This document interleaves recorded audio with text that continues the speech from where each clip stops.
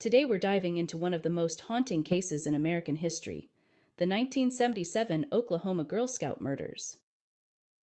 If you like content like this, please be sure to like and subscribe.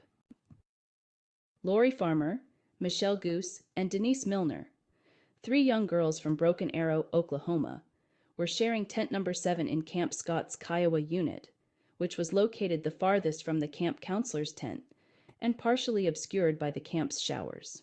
At around 6 in the morning on June 13, 1977, a camp counselor was walking down a path towards the showers when she noticed the body of a little girl.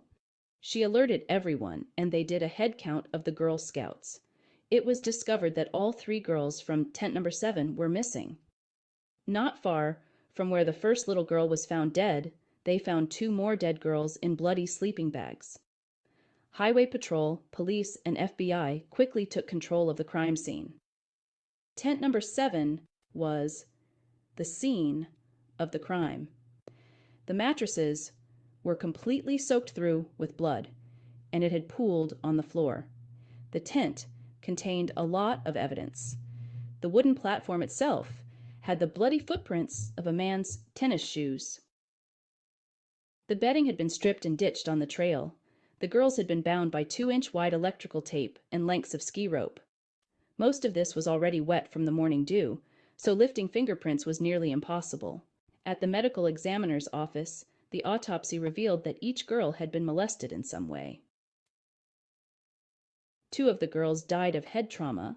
The third died by strangulation. Officials put together one of the most extensive searches the state has ever seen. With the help of search dogs, they found the murder weapon, a crowbar. Searchers also found a cave near the camp that looked to be lived in. Inside the cave, they found photographs of 3 women and eyeglasses that had been reported stolen by one of the camp counselors. On June 23rd, just 11 days after the murders, the police connected the photographs with a potential suspect, a convicted rapist who had escaped from jail named Jean Leroy Hart. Hart had been on the run since 1973 and was believed to be hiding out in the area. The photographs they found were taken by a prison photographer that Hart had worked for while in prison. Also, written on the walls of the cave was this chilling phrase: "The killer was here. Bye bye, fools." The manhunt lasted nearly a year, but Hart was finally captured about 50 miles from Camp Scott. At the trial, Hart pled innocent. On Halloween, after only 1 day of deliberation, the jury found Jean Leroy Hart innocent. Everyone was shocked, including Hart. As a convicted rapist and jail escapee, Hart still had 305 years of his 308-year sentence left to serve in the Oklahoma State Penitentiary.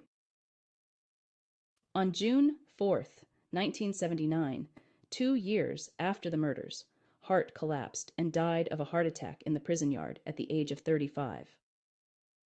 In 1989, DNA testing was conducted, and 3 of the 5 samples tested matched Hart's DNA and established that the DNA of the killer was of Native American descent, like Gary Leroy Hart.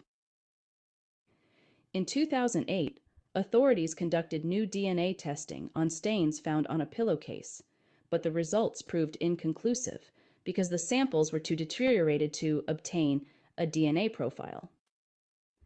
While the case remains open and is technically a cold case, it feels pretty warm to me. Let me know what you think in the comments below.